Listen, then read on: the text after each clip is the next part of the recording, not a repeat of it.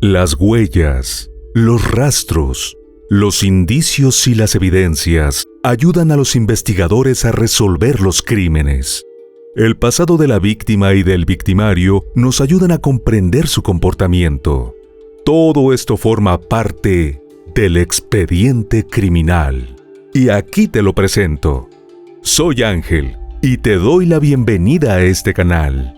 Antes de empezar con el video, recuerda suscribirte y activar la campanita para que recibas una notificación cada vez que suba algo nuevo. Tampoco se te olvide al terminar dejarnos tu me gusta. Sin nada más que agregar, acompáñame a conocer todos los detalles de este expediente criminal. El caso de Brandon Woodruff. Brandon Dale Woodruff nació el 6 de septiembre de 1986 en Dallas, Texas, Estados Unidos. Allí tuvo una infancia aparentemente feliz junto a su hermana un año mayor, Charla, y sus padres, Dennis Dale Woodruff y Norma Faye Johnston, quien luego de casarse tomó el apellido de su esposo. Dennis nació el 26 de septiembre de 1962 y Norma nacida el 13 de julio de 1963. Contrajeron matrimonio el 16 de junio de 1982 en Texarkana, Arkansas. A la vista de todos era la típica pareja del centro-suroeste estadounidense. Los Woodruff se establecieron y vivieron durante varios años en los suburbios de Dallas. Asistían a la iglesia local y parecían una familia muy unida. Muchos los consideraban un pilar de la comunidad y eran muy apreciados por sus vecinos. Cuando Brandon tenía aproximadamente 9 años, la familia se mudó a Heath, en el condado de Rockwall, Texas. En esa ciudad, él y su hermana Charla continuaron sus estudios en la secundaria Rockwall, donde se graduaron en 2004 y 2005 respectivamente. La familia tenía un establo en su casa donde había varios animales de granja y solían participar en exhibiciones de caballos. Brandon particularmente adoraba a los animales. Durante sus años en secundaria, fue el presidente de la organización juvenil Futuros Agricultores de América. En el instituto, Brandon era un chico popular que se llevaba bien con varios grupos, aunque tenía su propio círculo de amigos cercanos, unidos por la pasión por las actividades de granja. Además, tenía una relación seria con una chica llamada Morgan Lee. En casa, Brandon se llevaba bien con sus padres, quienes compartían con él su amor por los animales. Por ejemplo, Norma era voluntaria desde hacía mucho tiempo en Equest, un centro de montar caballos en Greeley que proporcionaba terapia a adultos y niños con discapacidades. Sin embargo, la relación de Brandon con Charla había desmejorado mucho durante la adolescencia, y a inicios de su adultez no parecía mejorar. Charla era mucho más cerrada que Brandon, y muchos la describían como una chica que quería ser siempre el centro de atención. A pesar de sus diferencias, los hermanos mantenían aún el cariño entre ambos. En 2005, luego de graduarse de la secundaria, Brandon había empezado a asistir a la Universidad Cristiana de Abilene, mientras que Charla ya cursaba su segundo año en la Universidad Sur de Arkansas. Para poder costear las dos matrículas universitarias, Dennis y Norma se mudaron a una casa más pequeña en Roy City, una localidad conservadora y algo rural situada a unos 20 minutos de distancia de la casa anterior. La intención de la pareja era vender la propiedad de Heath ahora que sus dos hijos habían dejado el nido, pero lamentablemente nunca lograrían cumplir esos proyectos. El domingo 16 de octubre de 2005, Brandon visitó a sus padres, quienes estaban terminando de mudarse a su nuevo hogar en Roy City. La familia cenó pizza y luego el joven de 19 años se fue, ya que tenía planeado encontrarse con unos amigos para salir a bailar y luego regresar a Abilene, donde tenían clases al día siguiente. Según el relato posterior de Brandon, dejó la casa de sus padres a eso de las 6:30 de la tarde de ese domingo. Más tarde se supo que él fue la última persona en ver con vida a Dennis y Norma. Cerca de las 9 de la noche, Norma habló por teléfono con su madre, Opal Johnston. 2 horas después, alrededor de las 11 de la noche, Charla trató de comunicarse con sus padres, pero nadie contestó. La joven pensó que era extraño, pero no se preocupó demasiado.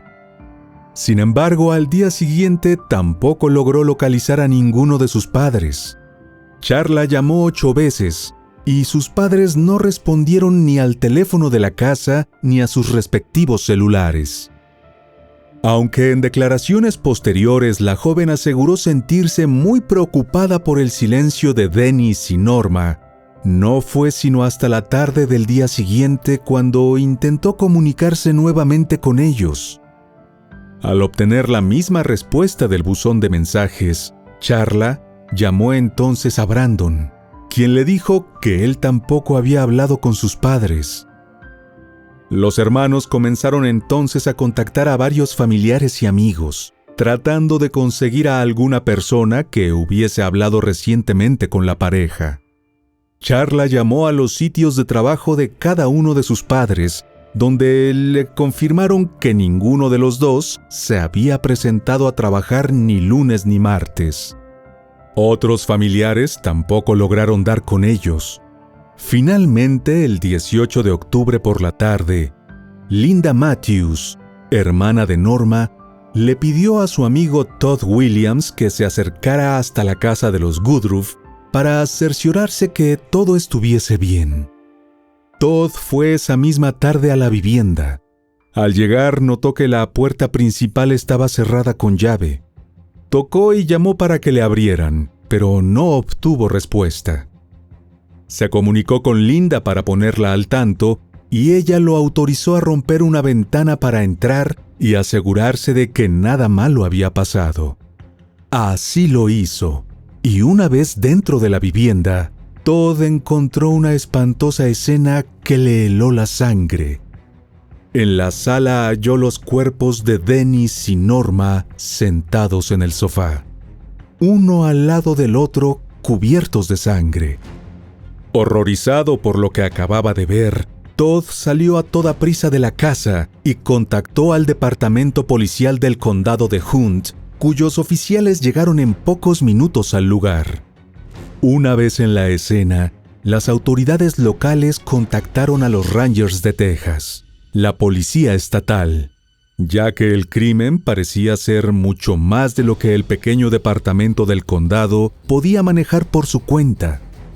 El sargento Jeffrey Collins fue declarado líder de investigación, la cual comenzó oficialmente alrededor de las 9 de la noche del día del macabro hallazgo. Para preservar las evidencias, acordonaron el perímetro y, sin encender las luces, tomaron fotografías y grabaron cada detalle de la escena tal como la encontraron. Ese detalle resultó contraproducente, pues debido a la visión reducida de los policías, mientras se movían por la casa, causaron la caída y movimiento de elementos en la escena. Este error saldría a relucir más adelante. Según las autoridades, la autopsia reveló que Dennis había recibido un disparo y tenía 9 lesiones causadas con un arma blanca. Por su parte, Norma presentó múltiples heridas de bala y un corte letal en el cuello. Además, hallaron mechones de cabello en su mano derecha. No se encontraron casquillos de bala en la escena, lo que sugirió que el asesino usó un revólver o había recogido los cartuchos percutidos antes de huir. Tampoco hallaron rastros del arma homicida. Además, según el investigador Tommy Granfield, un sendero de sangre conducía directamente desde el sofá al baño, indicando que el atacante se había lavado antes de salir de la casa. La investigación de la escena del crimen no reveló ninguna señal de entrada forzada, cualquier indicio de lucha o de que la casa había sido saqueada. Faltaban las billeteras de Dennis y Norma, pero quedaban muchos objetos de valor, incluida una computadora, joyas y electrodomésticos. Con base en los registros telefónicos de la pareja, la policía concluyó que los Woodruff habían perdido la vida en algún momento entre las 9 y las 11 de la noche del domingo 16 de octubre. Sin embargo, el médico forense no pudo confirmar el momento exacto del deceso. Las autoridades notificaron a los familiares del descubrimiento. Cuando se les informó sobre el fallecimiento de sus padres, Brandon se mostró bastante angustiado y abrumado. Sin embargo, la policía pronto se enfocó en él como sospechoso del crimen, debido principalmente al hecho de que había sido el último en verlos con vida, según confirmó el mismo Brandon. No obstante, el joven insistió en su inocencia desde el principio, reiterando que era muy cercano a sus padres. El 23 de octubre, las autoridades finalmente interrogaron a Charla y Brandon por separado, ambos en presencia de sus respectivos abogados. Durante el proceso, Charla aseguró que su supuesta familia feliz era en realidad un engaño y que sus padres eran casi abusivos. Afirmó que Brandon la forzaba a mentir para mantener las apariencias y también acusó a su hermano de golpearla con un látigo para caballos. Por su parte, Brandon negó todo lo dicho por Charla. También dio su recuento de lo que había hecho el 16 de octubre luego de cenar con sus padres. El joven dijo haber ido a su casa de la infancia en Heath y que luego había recogido a su amigo Robert Martínez en un restaurante de comida rápida en Dallas.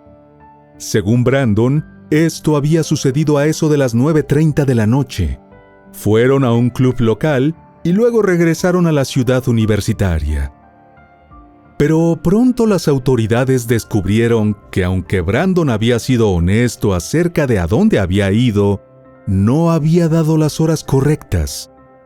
Randy Luce, un vecino de los Woodruff en Heath, ubicó a Brandon en la antigua casa familiar en algún momento entre las 10:15 y las 10:45 de la noche, mientras que los registros del teléfono móvil indicaron que Brandon había pasado el lago Ray Hubbard y se dirigía a Dallas a las 10:45 de la noche. Esto generó desconfianza y dudas en la policía, aunque estas discrepancias podrían deberse a un descuido del joven en cuanto a la hora de los hechos. También se especuló que tal vez Brandon había omitido de forma deliberada ciertos detalles de su recorrido esa noche por miedo a revelar un secreto que no había salido a la luz hasta ese momento. Brandon era en realidad homosexual. El joven había mantenido durante los últimos meses lo que las autoridades llamaron una doble vida, pero los activistas por los derechos de la comunidad LGBT describieron esto como un proceso de autodescubrimiento. La realidad era que Brandon salía con mucha frecuencia a bailar a clubes gay en Dallas e incluso había comenzado a participar en películas para adultos bajo el nombre de Bradley Rivers. Por un lado, Brandon mantenía una fachada de estudiante popular con una novia estable. Por el otro, según registros judiciales, el joven faltaba a clases de forma recurrente y salía con otros hombres. La desconfianza generada por las incongruencias y lagunas en las declaraciones de Brandon hizo que las autoridades se enfocaran en el joven como posible sospechoso. El sargento Jeffrey Collins tomó declaraciones de otros amigos y allegados de Brandon. Primero, Michelle Lee, madre de Morgan, avisó a la policía que había notado que un arma de fuego y municiones habían desaparecido de su residencia. Casualmente, la semana anterior al crimen, Brandon estuvo de visita en casa de su novia. Sin embargo, no hubo manera de determinar desde cuándo estaban perdidos estos elementos. Luego, Michael Etherington, excompañero de clases y amigo de Brandon, dijo que el joven había publicado en redes sociales que odiaba a sus padres y deseaba que perdieran la vida. Poco después, Michael le avisó al sargento Collins que Brandon había editado y cambiado el supuesto mensaje. Debido a cómo funcionaban las redes sociales en esa época, no había manera de confirmar si en efecto Brandon había publicado y luego borrado dicho mensaje. Sin embargo, la declaración de Michael se tomó en cuenta para la petición de una orden de arresto. El joven también aseguró a las autoridades que sabía con certeza que Brandon había golpeado a un gato con una pala y después arrojó al animalito desde lo alto de un puente. Con estos testimonios, la descripción de los hechos presentados por Todd Williams al momento de descubrir los cuerpos y los resultados de la autopsia, el sargento Collins presentó su declaración jurada para obtener la orden de detención contra Brandon. Así, el lunes 24 de octubre de 2005, a 6 días del hallazgo de los cuerpos, y para sorpresa de familiares y amigos, el hijo de las víctimas, Brandon Dale Woodruff, fue arrestado bajo sospecha de ser el autor del doble crimen. Se le impuso una fianza de $1 millón y lo enviaron a la cárcel del condado de Hunt, en Greenville. El funeral de Dennis y Norma Woodruff, de 43 y 42 años respectivamente, al momento de su fallecimiento, se llevó a cabo en la ciudad de Texarkana, donde la familia tenía parientes. Mientras Brandon se encontraba en la cárcel en espera de juicio, la oficina del fiscal del distrito del condado de Hunt instruyó a la oficina del sheriff de la localidad para que registrara las conversaciones de Brandon con sus abogados y que le suministrara a ese despacho una copia de las grabaciones. El juez Richard Beacom, del distrito 354, dictaminó en septiembre de 2008 que los fiscales habían violado los derechos constitucionales de Brandon al grabar las llamadas con sus representantes legales. Luego de meses de disputas legales, la oficina del fiscal general de Texas acordó procesar el caso después de que la oficina del fiscal de distrito del condado de Hunt fuese recusada. Es decir, fue apartada del caso y reemplazada por Rafael Guerrero y Adrienne McFarland, de la Fiscalía Estatal. Finalmente, el 3 de diciembre de 2008, se celebró una audiencia en un tribunal de Greenville en la que Brandon se declaró inocente. El juez fijó como fecha límite el 1 de febrero de 2009 para cualquier moción previa al juicio y estableció una audiencia para el 16 de febrero. La selección del jurado comenzaría el 2 de marzo de ese año. Durante la selección del jurado, 8 de los 12 convocados le dijeron a la corte que creían que la homosexualidad era moralmente incorrecta, pero se les permitió servir en el juicio después de prometerle a la corte que podrían ser justos con Brandon. El proceso comenzó el 4 de marzo de 2009 y se prolongó por 12 días. Durante este periodo, tanto la Fiscalía como la defensa presentaron varios testimonios para apoyar sus respectivos casos. El fiscal Rafael Guerrero mencionó al jurado la existencia de una daga que Brandon tenía en su dormitorio universitario, según Eric Gentry, compañero de habitación y mejor amigo de la infancia del acusado. Cuando la habitación fue registrada después del crimen, la policía no encontró la daga. 2 años y medio después, Kathy Latch, tía de Brandon, encontró la daga en el granero de la residencia de los Woodruff en Heath. El arma blanca tenía entre 40 y 45 centímetros de largo, con una cuchilla de 30 centímetros. El laboratorio forense descubrió una mancha de sangre de Dennis debajo de una figura de calavera en el mango de la daga. Eric, quien admitió que había dicho previamente a las autoridades que la cuchilla de la daga de Brandon tenía solo unos 20 centímetros de largo, testificó en el estrado que estaba absolutamente seguro de que la pieza introducida como evidencia era la que vio en posesión de su compañero de dormitorio. Sin embargo, el experto del estado no pudo testificar que esa daga era el arma homicida, aunque sí aseguró que sería consistente con todas las heridas de las víctimas. También admitió que los cortes pudieron ser causados por un cuchillo de cocina. En respuesta, la defensa, liderada por la abogada Catherine Ferguson, pidió subir al estrado a la doctora Joy Carter, ex jefa de medicina forense de Washington, D.C. La experta cuestionó la autopsia y, entre otras quejas, dijo que los examinadores no comprimieron la herida para determinar si los bordes eran consistentes con un cuchillo de bordes contundentes o un cuchillo de bordes afilados. Después de examinar los archivos de la autopsia, Joy opinó que las heridas en ese caso habían sido causadas por un cuchillo con un borde liso y un borde afilado. También dijo que se usaron 2 cuchillos, porque algunos de los cortes eran rectangulares. La lesión más profunda era de unos 13 centímetros de profundidad. Por lo tanto, la daga de Brandon, que tenía una cuchilla de 30 centímetros, no podría haber hecho dicho corte. Debido a que la daga de Brandon tenía 2 bordes afilados y una hoja mucho más larga que la herida más profunda, la experta testificó que esa no era el arma homicida. La fiscalía continuó con sus testigos.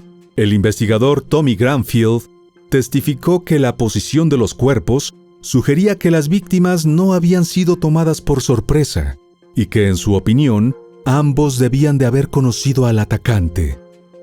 También subió al estrado Robert Martínez, amigo de Brandon, quien relató nuevamente lo sucedido la noche del 16 de octubre de 2005.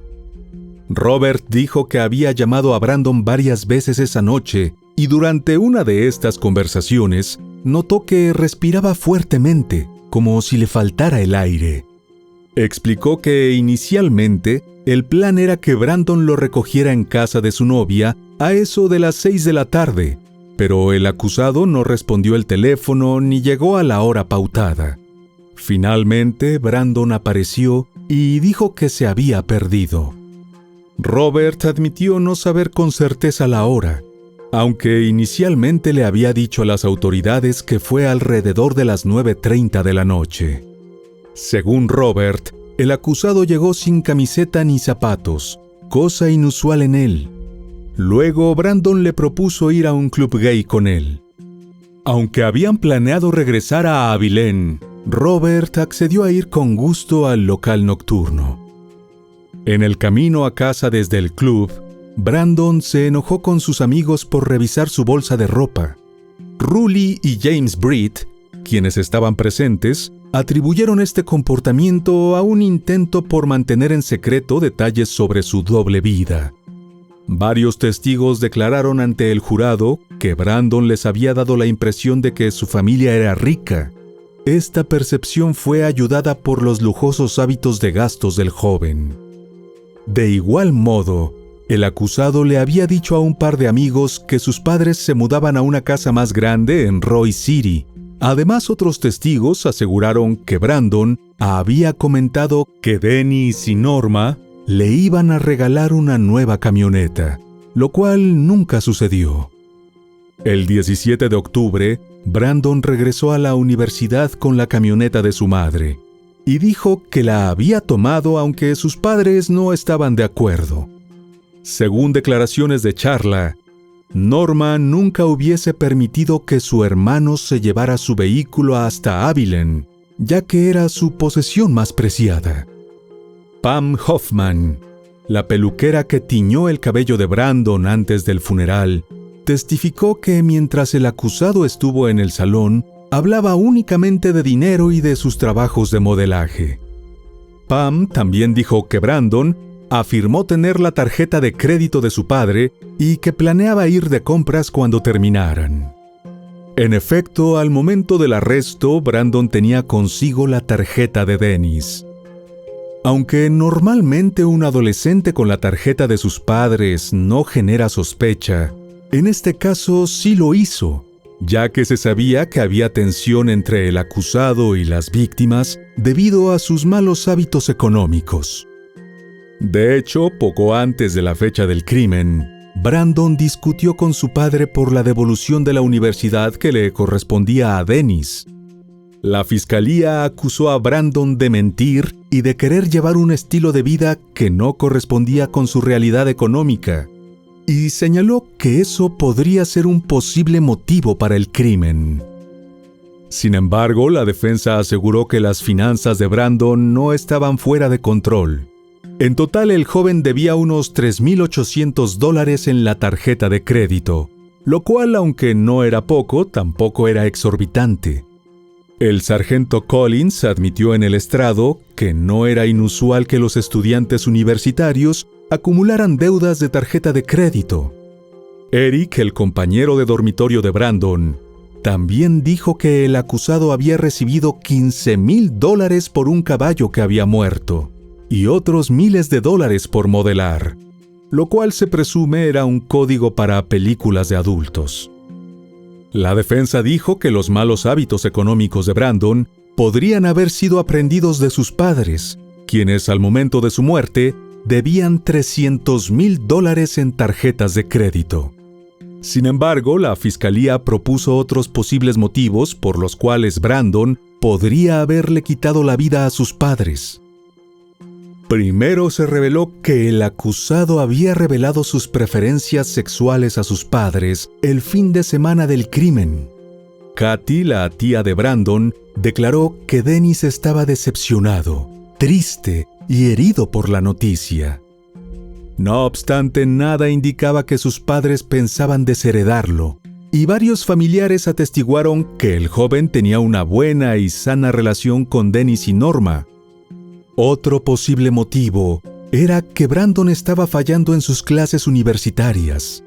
Sus padres le habían avisado que no iban a seguir pagando si no tenía éxito en su primer semestre, y tendría que regresar a su casa si reprobaba el año. Era sabido que al joven no le gustaba la nueva casa, probablemente debido a lo pequeña que era, por lo que la idea de vivir ahí no le hacía gracia. Finalmente, aunque la fiscalía no se enfocó en el factor económico como posible motivo, las pruebas en el juicio indicaron que Dennis y Norma tenían pólizas de seguro de vida. Charla testificó que arregló un terreno, compró una casa prefabricada, un tractor y un vehículo de 4 ruedas con su parte de las ganancias del seguro de vida, en tanto que la parte que le correspondía a Brandon había sido retenida en espera del resultado del juicio. Por otra parte, la defensa argumentó una serie de deficiencias en la investigación del crimen. Se dijo que la fiscalía no había tomado las huellas dactilares de muchos artículos en la casa de Roy City, no realizó pruebas de ADN de las manchas de sangre en la alfombra y el lavabo del baño, y tampoco analizó el ADN de los cabellos encontrados en la mano de Norma. Los abogados también mencionaron que se confiscaron muchos artículos, pero no fueron registrados y almacenados en una oficina como se suele hacer. Además, la declaración jurada utilizada originalmente para arrestar y acusar a Brandon había sido armada únicamente con conjeturas y acusaciones. La defensa argumentó que no había testigos, ADN o pruebas contundentes que conectaran a Brandon directamente con el crimen. También señaló que, según las acusaciones, el joven había tenido una ventana de unos 20 minutos para cometer el crimen. Norma había hablado por teléfono con su madre a las 9 de la noche, y Brandon había llamado a su novia Morgan a las 9:32 de la noche, por lo que de haber cometido el crimen, lo habría hecho después de esa hora. Los abogados agregaron que Morgan no contestó, pero llamó de vuelta a Brandon a las 9:41. Eso le daba al joven menos de 10 minutos para acabar con la vida de 2 adultos. Aproximadamente a las 10:15 de la noche, Brandon se encontraba en la casa de Heath, la cual quedaba a unos 20 minutos de la escena del crimen. En respuesta, la fiscalía declaró que, según los registros, el acusado había hecho o recibido 25 llamadas entre las 8:50 de la noche y las 11:22 de la noche. Pero aunque se realizaron 9 llamadas al teléfono celular de Brandon entre las 9:32 y las 10:34 de la noche, el joven no hizo ninguna llamada durante ese lapso de poco más de una hora. La fiscalía alegó que estas llamadas entraron al correo de voz y argumentó que Brandon estaba demasiado ocupado cometiendo el crimen para contestar su teléfono móvil. Finalmente, la defensa propuso a su propio sospechoso, Michael Etherington, el excompañero de clases y amigo del acusado desde la secundaria. Según la defensa, Michael intentó reforzar las pruebas de la fiscalía, dándole las respuestas perfectas para confirmar sus sospechas. Y se descubrió que el joven había mentido a la policía acerca de haber visto personalmente las declaraciones inculpatorias en las redes sociales del acusado. Varios testigos aseguraron que Michael y Brandon estaban peleados, entre ellos Eric, quien testificó que los dos jóvenes no se llevaban bien. Además, el amigo de la familia, Todd Williams, dijo que Norma sospechaba que Michael había envenenado al perro de Brandon.